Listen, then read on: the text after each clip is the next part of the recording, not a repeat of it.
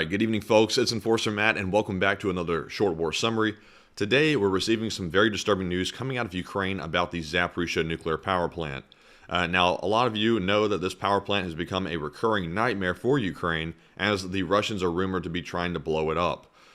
It appears now that we're receiving some evidence that that might be coming sooner than expected, and also Ukraine keeps sounding the alarm that an attack is imminent.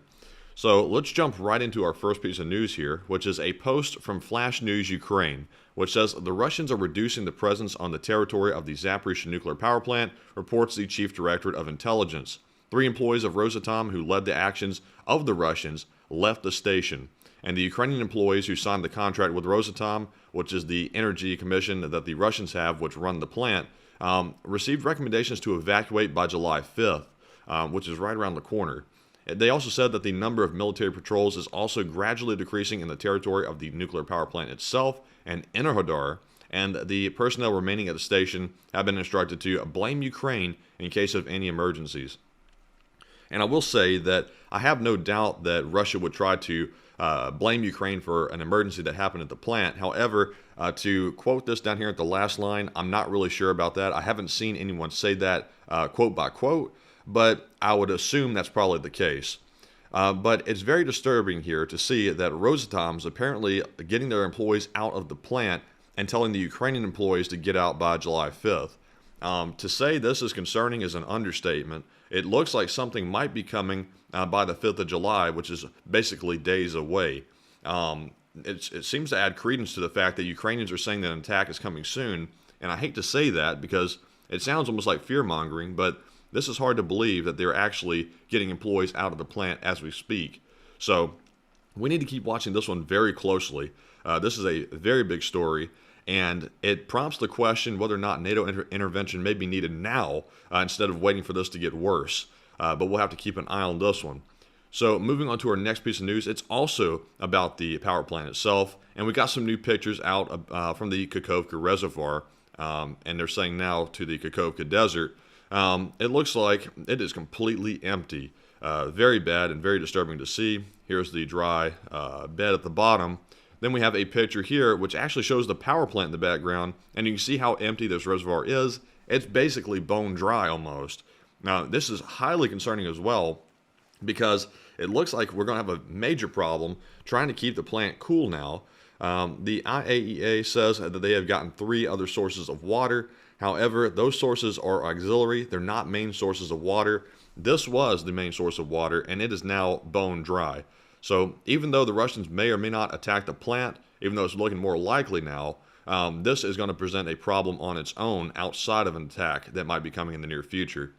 So, goodness, I hate to see that. But anyways, moving on to our next piece of news here, we have some more news about Prigozhin. It says that the Federal Security Service of the Russian Federation received the task of killing the Wagner chief Prigozhin, the head of the main intelligence service of the Ministry of Defense said, which is Budanov.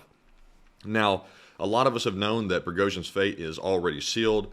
He's pretty much a dead man walking at this point. However, a lot of people, including the ISW, the Institute for the Study of War, have said that they might not kill Prigozhin yet because they risk turning him into a martyr. Putin might go ahead and actually do it because Putin is really not using his head at this point. This guy is pretty much confused at how to handle the situation still, and he might just kill Prigozhin now out of spite or out of panic, not knowing how to handle this coup that is still basically reeling with the aftermath of it. So, very interesting with this piece right here.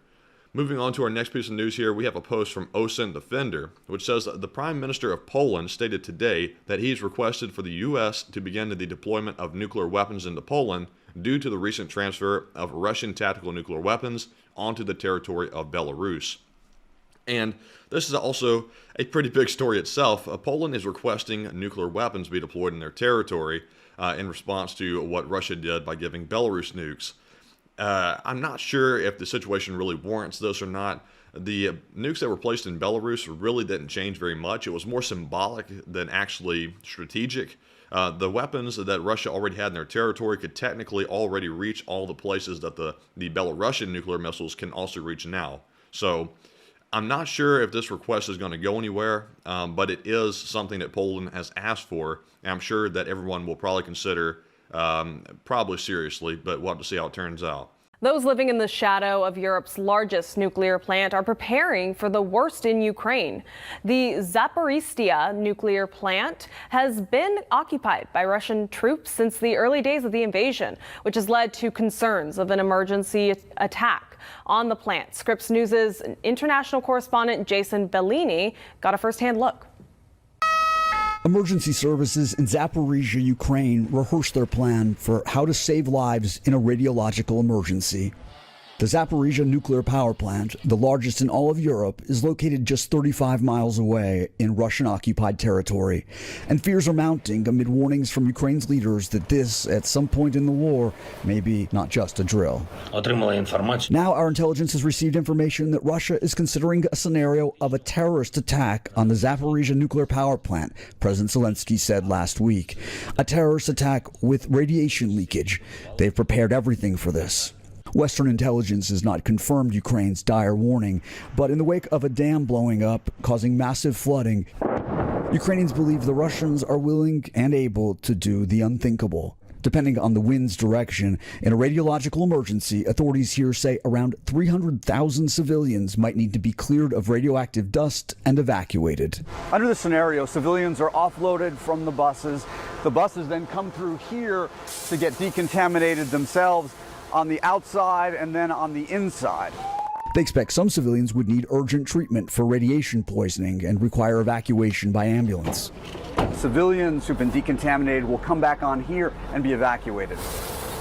When you're decontaminating civilians, what's the most difficult part? The most difficult part is to talk to civilian guys. You need to throw out your dress off.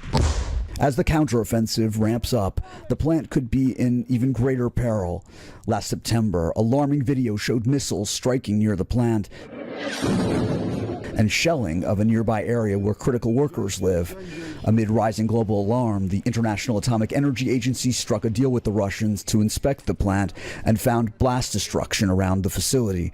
The head of the IAEA calling it an extremely vulnerable situation.